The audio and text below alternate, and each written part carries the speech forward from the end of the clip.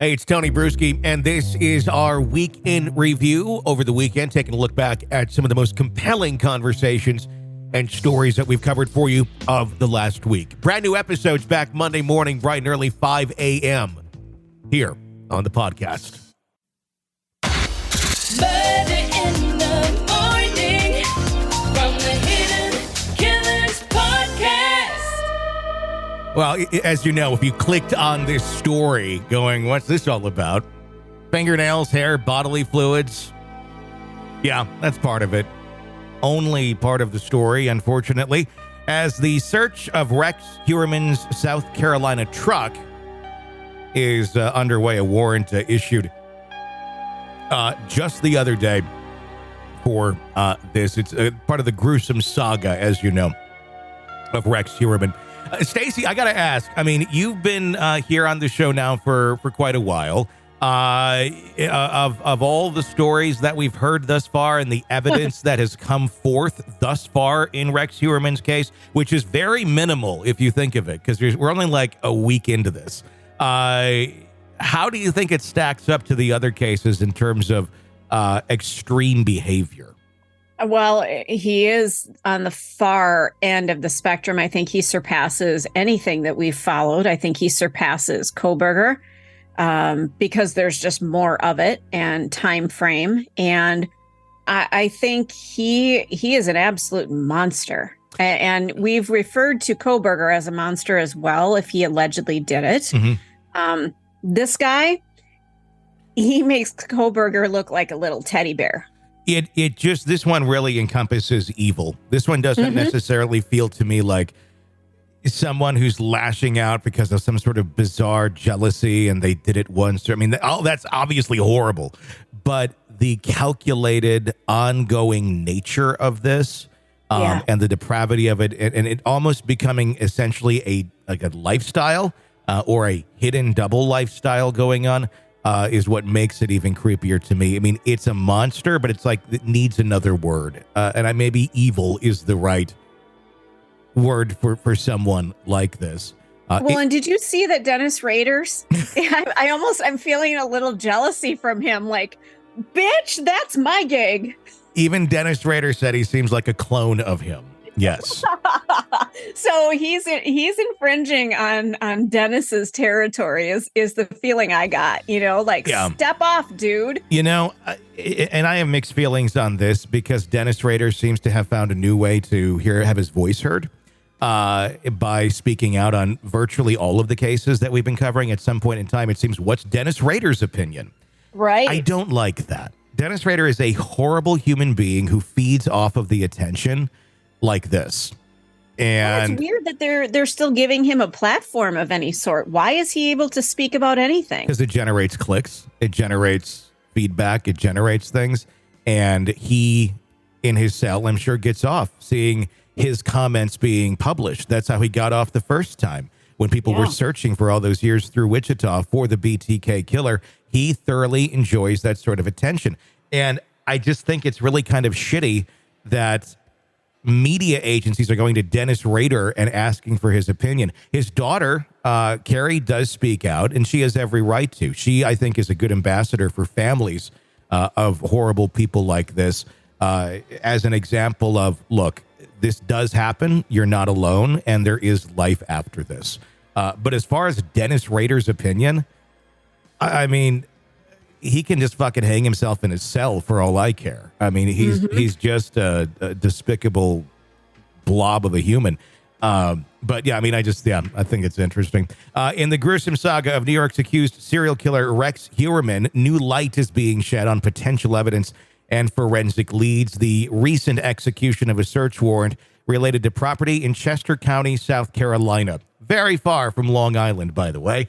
Tied to Heuermann has been brought forth with critical information about what authorities are hunting for as they piece together the puzzle in this chilling case. Registered to Heuermann's brother, Craig, a dark green 2002 Chevrolet Avalanche was marked for search, believed to contain contraband evidence or instrumental. What is this? I've never seen this one before. Instrumentalities? That's a new word. I'm not sure what that's about. Instrumentalites. linked to multiple charges. I think it's meaning stuff, including first and second degree murder, patronizing a person for prostitution, and conspiracy to commit said offenses. The vehicle was a focal point of the search. The truck, once secured, was scheduled to be transported to Suffolk County, New York, for a thorough forensic examination. The expansive list of properties sought on the warrant provides a revealing glimpse into what authorities are specifically looking for as they unravel Heuermann's chilling narrative. Many listed items dubbed as trophies are personal belongings of murder victims, encompassing phones, articles of clothing, jewelry, identification, even personal Bibles. Such trophies could possibly serve as haunting souvenirs of Heuermann's alleged heinous deeds, paving a vivid portrait of the criminal's deranged mindset. Moreover, forensic and trace evidence was sought out, including DNA from fingernails, toenails, animal hair or fur, human hair, and skin fibers. Authorities are hunting for any latent fingerprints and palm prints that could be critical to tying Heuermann to his victims. Such evidence could be found in everyday items like furniture, mattresses, carpets, rugs, clothing, and even animal cages. I think the question is maybe coming up in people's minds of what's the deal with the animals? Have you connected the dots on that? No. It's just you have a pet. I can guarantee that if I were to run into you at Walmart and I were to say, Stacy, freeze, and I point, a can of, sunscreen at you. I'm going to sunscreen you. Okay. And say, thanks for caring about my skin. Exactly. And you look around and like, we need hair DNA from your pets. I can guarantee you can look at an item of your clothing and find a piece of hair. Oh, I'm looking at myself right now. It's not even funny. So, I'm guarantee that every time I leave the house, I've got my animal's DNA all over me. So over me. The thought process on that is if there's hair from an animal or a pet that they can then trace back to maybe a pet of one of his victims, there you go. That's how you can tie that sort of thing together. Authorities also sought access to electronic devices or computers in all forms, along with any records, physical or electronic. This likely hints towards a potential digital footprint that could provide insights into Heuermann's modus operandi or provide connections to his victims. His digital footprint, his trail, his GPS, that is all going to be extremely telling. We've already seen some of his search engine history, which was blatant. So he clearly is not very good at hiding digital evidence. I can only imagine what that treasure trove is going to be when we find out.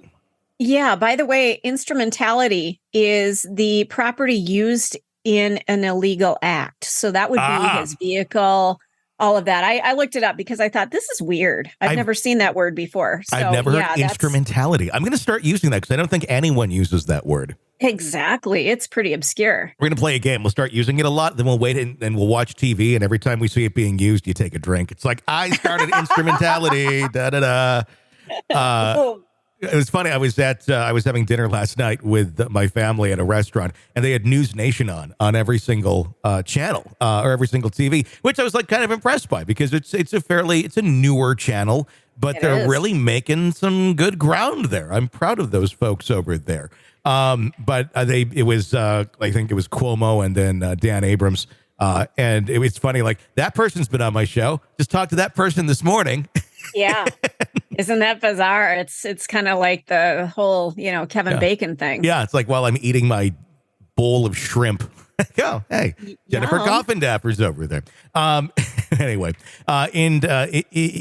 intriguingly, Warren also mentioned any of the known instrumentalities involved in the commission of the designated offenses, including the material burlap in which at least one of Heuermann's alleged victims was discovered wrapped. Other specific items listed separately as trophies include condoms. What? Well, if you're someone who's doing this sort of shit, I would imagine maybe anything is up for using as a trophy. Cut distal ends of black leather belts, knives, scissors, and Bounty paper towels, specifically from the Bounty Modern Print collection. He's got discerning taste. I wonder if they're the smelly ones that make everything fresh and bright. Ugh. The warrant points towards authorities' interest in locked rooms, storage areas, vaults, cabinets, safes, closets, containers. These locations could potentially serve as hidden repositories of crucial evidence and the final pieces to this gruesome jigsaw puzzle. They're going to be finding a lot. I can only imagine what's on that property. And the brother, as of right now, whose property is that or is a part owner, is, as of this moment of our recording, has not been charged with anything. I would wonder if that's going to happen. If he was aware or knew. I mean, he granted he had a wife and kid and seemed to be hiding this under their noses to a certain extent as well. Well, and it sounds like they left town frequently and left him back behind, which seems to be when he was doing most of the strange activity. So, it just might be that they were a family that did things apart.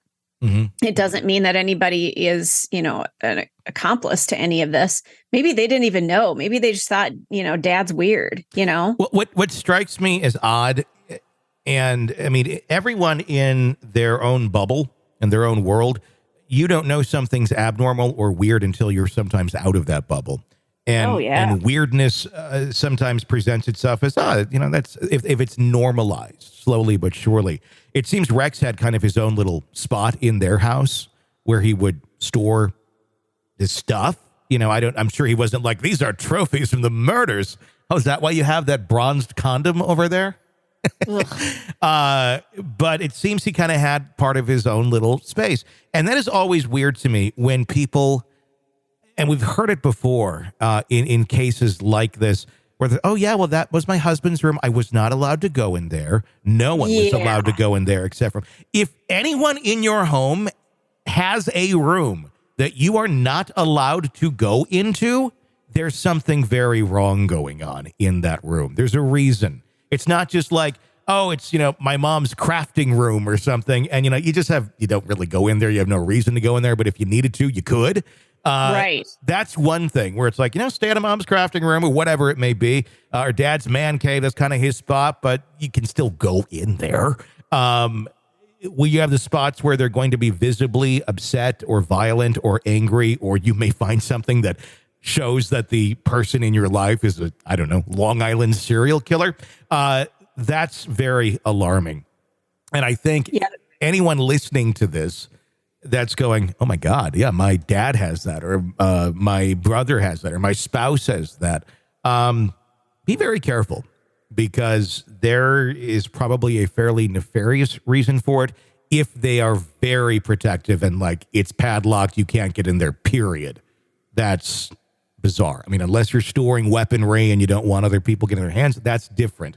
But a trophy room of some sort in places only they can go, that's scary to me. Have you ever? Well, especially if you're not allowed into it. If it's like, I'll bring you in here escorted because I've got collectibles that are worth millions and I don't want you effing with them. That's one thing. Yeah. But it's another, if it's locked and you've never seen it and you can't go there, you've got a problem on your hands. Yeah. That's not a healthy person that's doing that sort of behavior. In the next segment here this morning, they'll be dropping in just a little bit. We're going to be talking about the family of Rex Heuermann. We're also going to be hearing some accounts from a neighbor and the observations on Rex's actions in and around his property. Press subscribe so you don't miss that. That's coming to you in just a bit. You're locked into the Hidden Killers podcast. Want more? Start binging on all of our true crime podcasts right now through Apple Podcasts and get an ad-free experience when you sign up to be a True Crime Today Premium Plus member exclusively on Apple Podcasts. More of the Hidden Killers podcast dropping soon. Press subscribe now.